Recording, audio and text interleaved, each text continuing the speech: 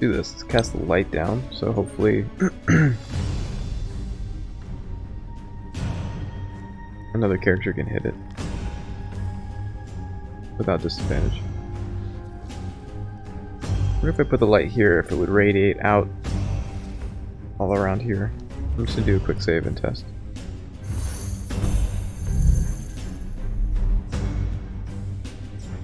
Doesn't look like it.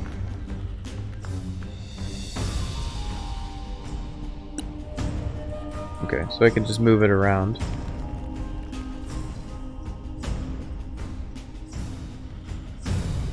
So I'll put it right there.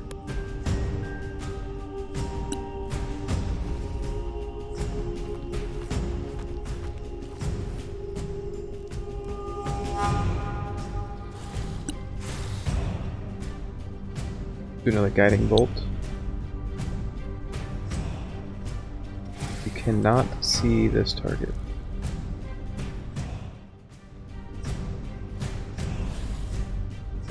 Okay, if I move there, I can.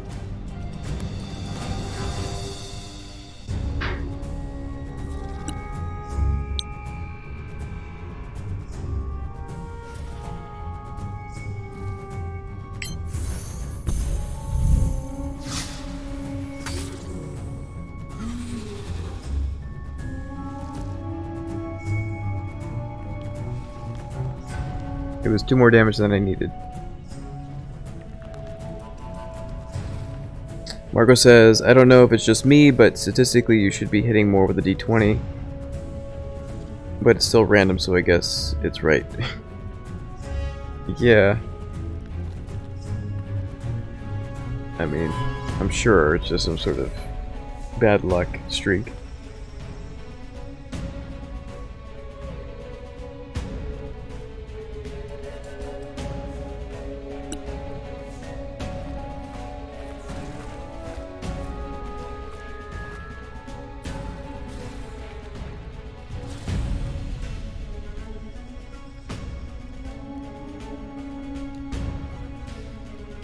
Alright, it's Vicious' turn. See if we can take out this Saboteur. Or help take it out anyway.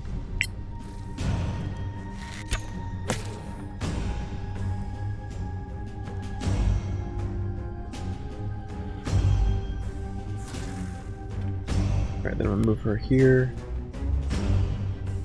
Switch weapons.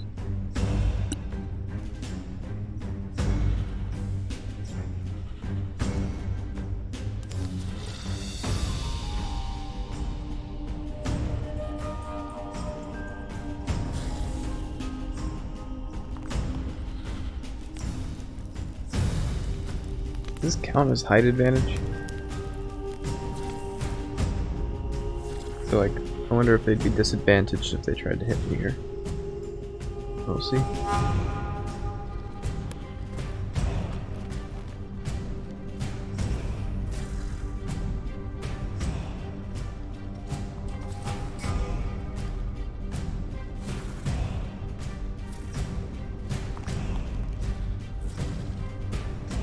Sor Aketh Warrior is unlit.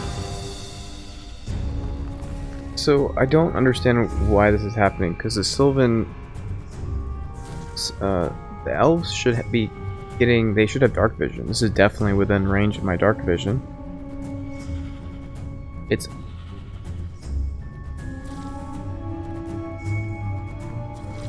I mean, it's not dimly lit, and thus for me it should be like normally lit. I think their dark vision is operating strangely.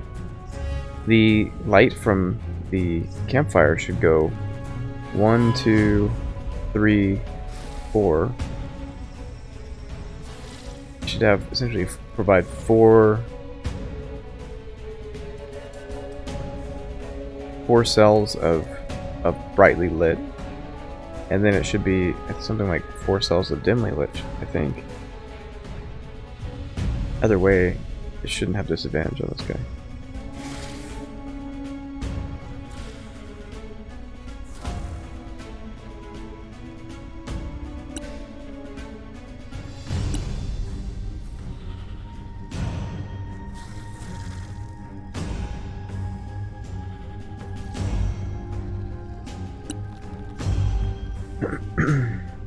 Actually, we're gonna do a Sacred Flame on this guy.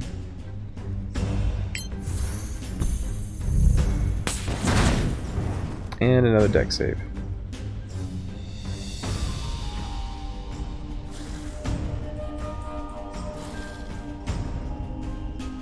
You guys have +7 bonus on dexterity save.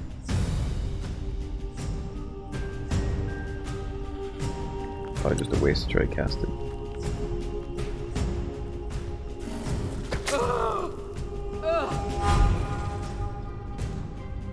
And I'm taking out one shot. Was one shot by this guy. I took 9 damage, puncturing and impaling attacks, including spears and monster bites, deal piercing damage. Then it did 2 damage of venom, and it did another puncturing and impaling attack damage.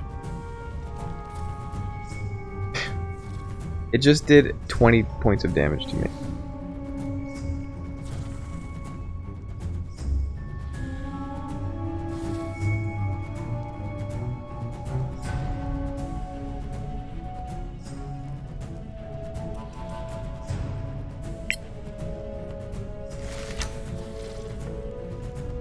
And a miss.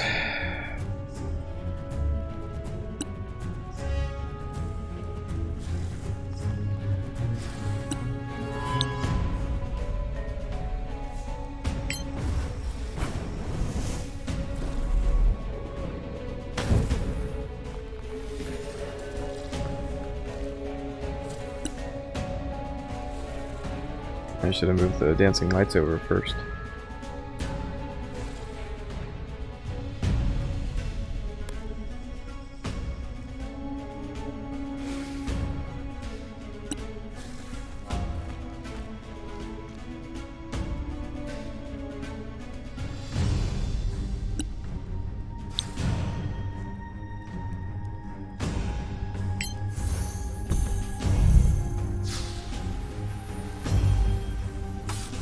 And a miss.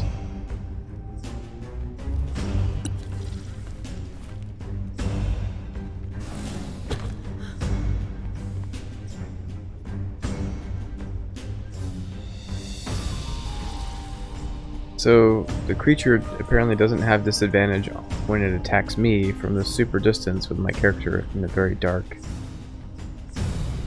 light, so do they have superior dark vision or something?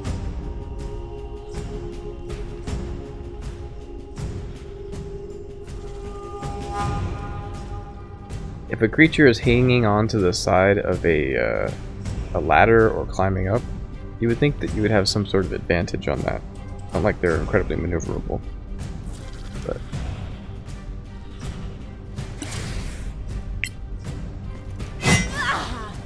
and another miss.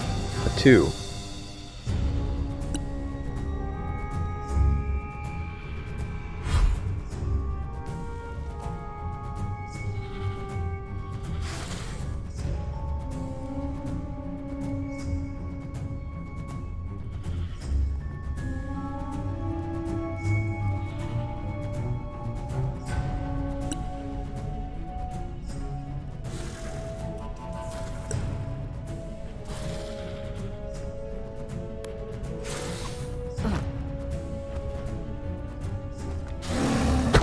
Oh, give me a break. He gets an opportunity attack while he's hanging onto the wall? It's so ridiculous.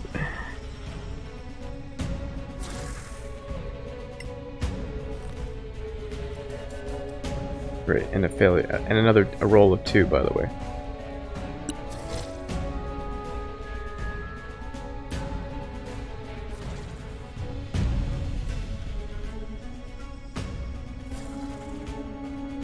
This guy's completely useless for the entirety of the fight.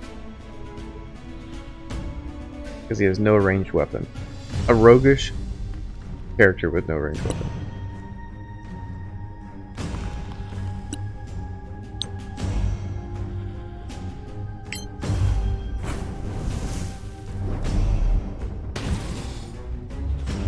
Wow.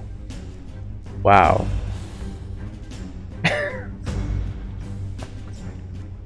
So I hit, but out of a D10 I roll a 1. So I do 1 damage. It doesn't feel, I'm sorry, but it just does not feel normal. I don't think I didn't get this feeling in Baldur's Gate. I didn't get this in Baldur's Gate 3. I just feel like it's like just consistently horrible rolls. Yeah, he's Binks. Hey, welcome, Binks. Yeah, he's Spider-Man, obviously.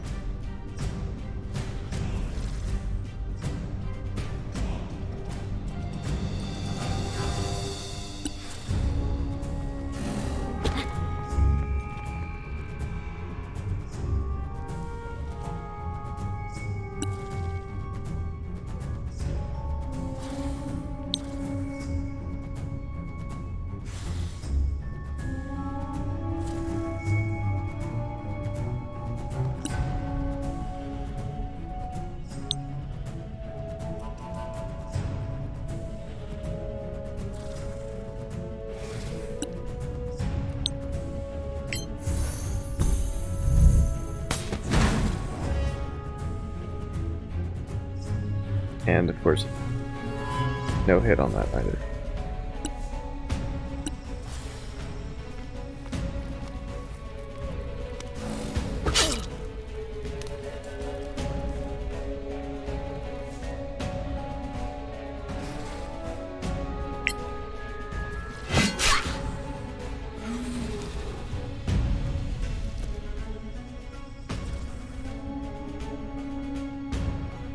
Yay, Vicious got a kill.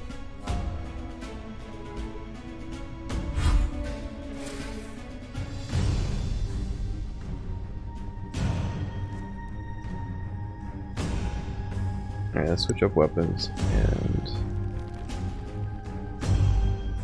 Warrior is unlit.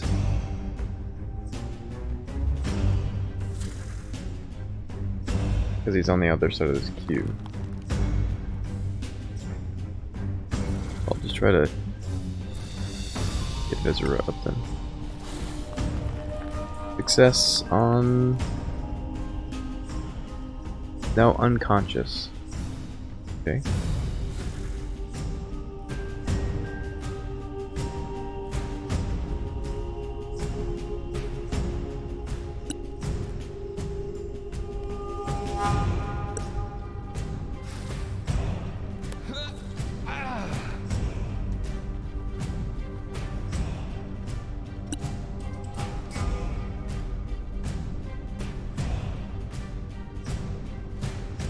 Alright, we're gonna move the dancing lights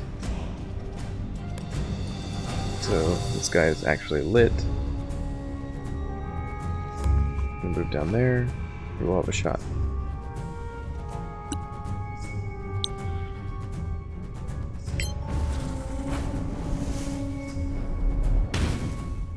Oh, break.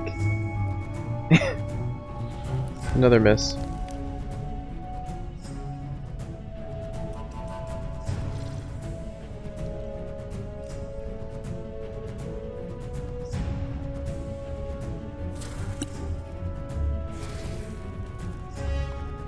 Alright. She doesn't have a shot no matter what, so just dash her over.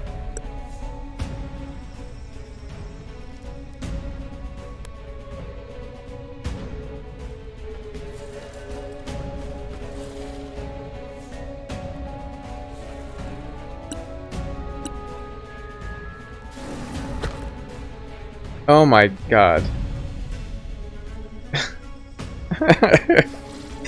So I just stopped the character from dying, so it's now unconscious, and then the enemy decided to hit the character again.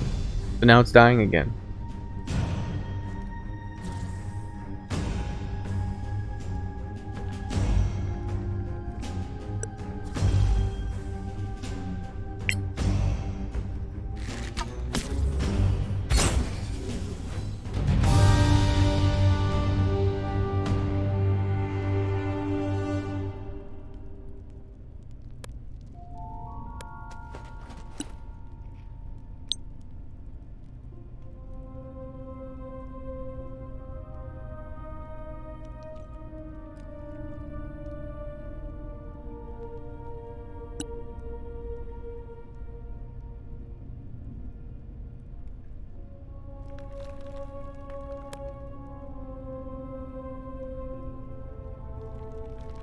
Yeah, Binks. Wow, are you liking luck in this game? Yeah, it's absolutely. It's been a disaster from the very beginning. From the very first little fights with these pathetic little goblins, it's like 5 roll to hit. 5, 4, 2, 1, 2, 1, 4. It's in my stream from yesterday. You can see it's absurd.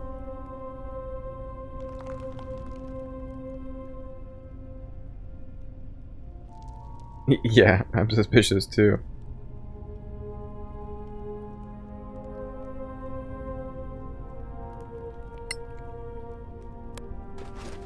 Alright, is there no way for me to get this person up?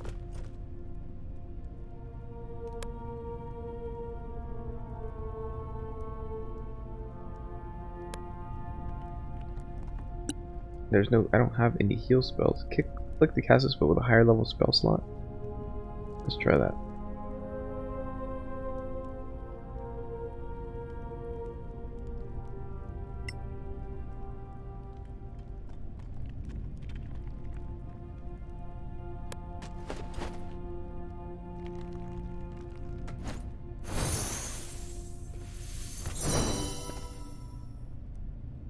She lives.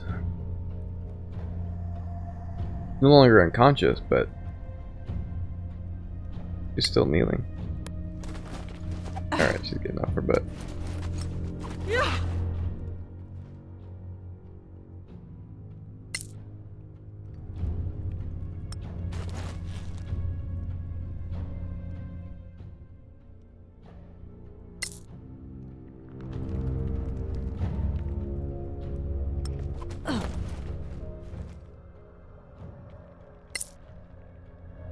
Loot, loot, loot.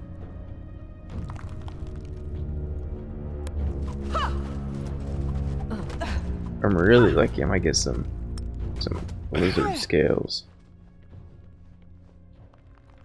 Apparently that Sorak had commoner's clothing because of fashion, right? This one had 2 sets of commoner's clothing. Is that what these Soraks are all about? They're about collecting phenomenal wardrobes.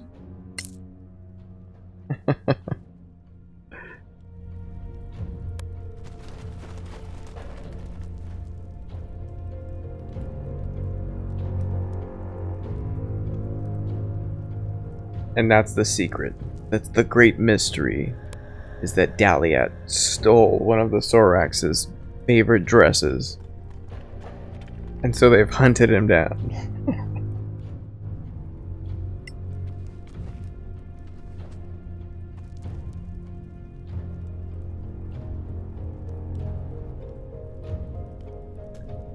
Let's see if I can cast any more healing spells. Ooh.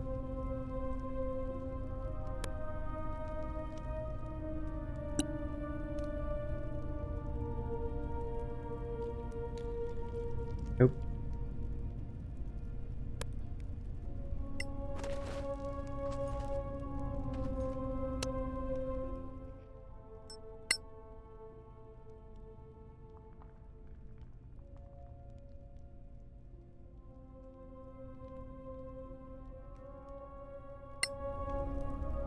Okay, so technically we can do a short rest before we do a long rest. So let's see how many hit points we can get back.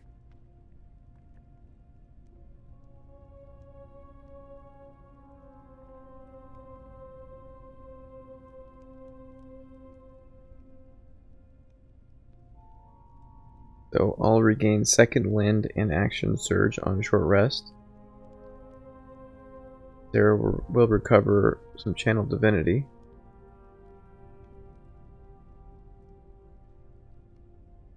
It doesn't look like I can select here how many of my short rest dice I want to use. Maybe all of it? I don't know. We'll see. Short rest.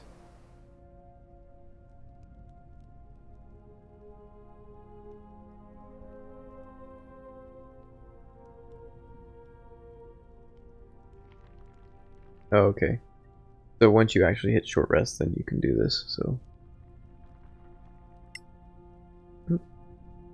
Rolled 1. Use both.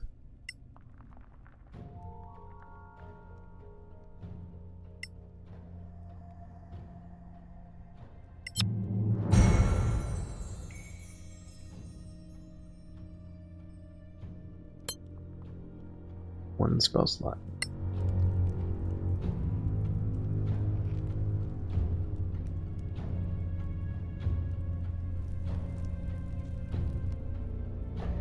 Oh look, if I had been incredibly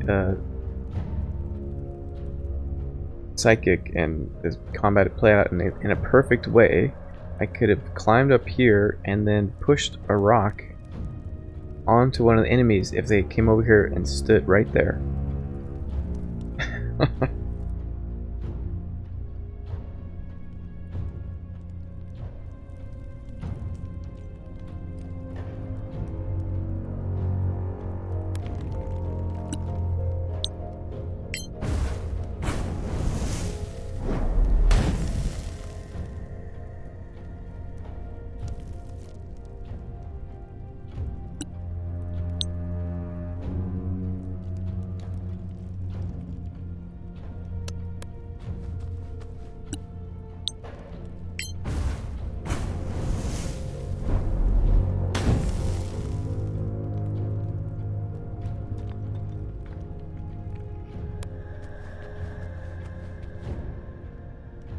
Well, this would definitely have helped out in the fight if I'd seen these torches here. We probably could have lit them up before we even started the combat and had a little more light in the area. I don't think it would have made a huge difference, but it would have been a little better.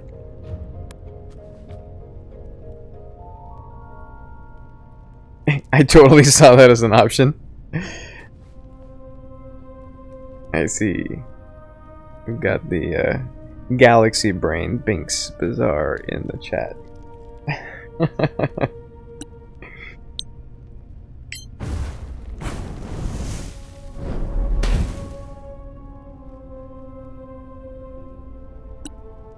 Just screamed it out.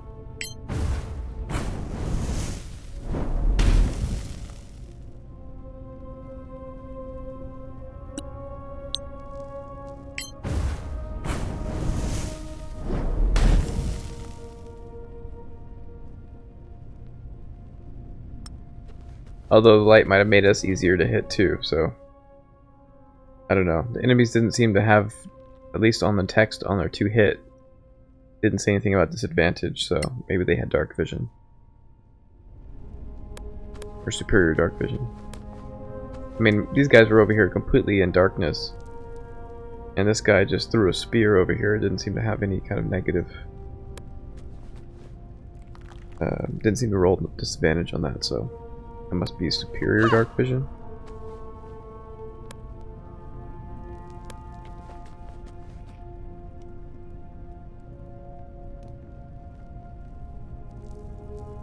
Yeah, one of the things that's nice about Baldur's Gate 3 is that there's more kind of more objects to interact with, like barrels here and there filled with oil or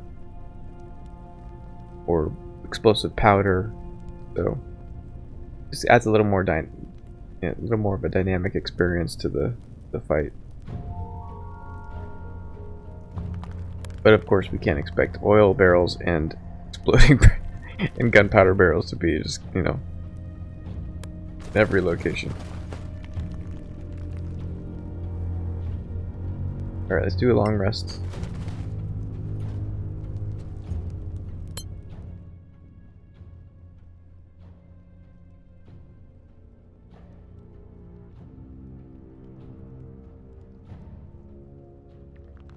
So things so far that I like about this game is I really like the clarity of mechanics. Like when you do a short rest or you do a long rest, you'll see this thing pop up here, and you'll see each of the characters in your party, and so you'll see what they can get back on a rest or a short rest. So upon rest completion, you will recover these features. Our visitor shall recover all of her spell slots. Exia will get her Arcane Recovery ability recharged, as well as get all of her spell slots. And then post-rest actions, your character's actions after the rest is complete, prepare spells. So especially for anybody that's not familiar with I guess D&D 5 point, or you know, SRD 5.1, which is essentially D&D 5e. This really helps clarify how the sleep mechanic works.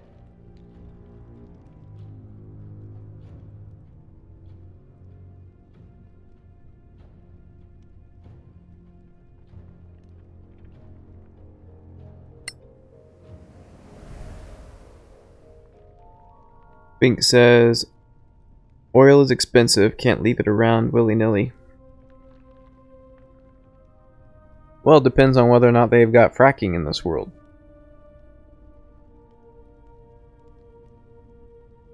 Fracking reduces the price of oil.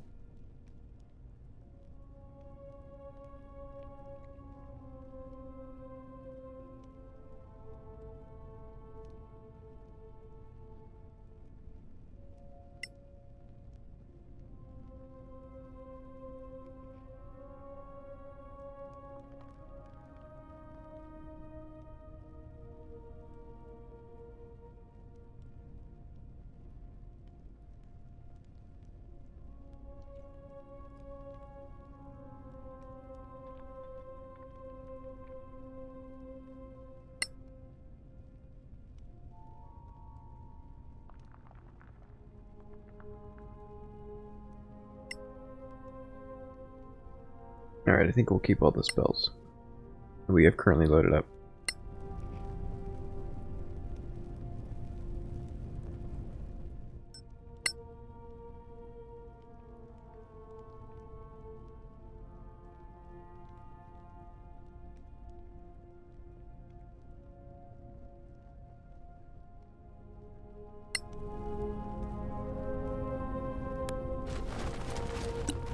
Alright, time for some sneaky again.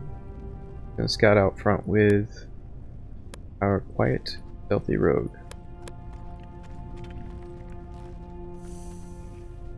Thanks for dropping by, Binks. Have a good day.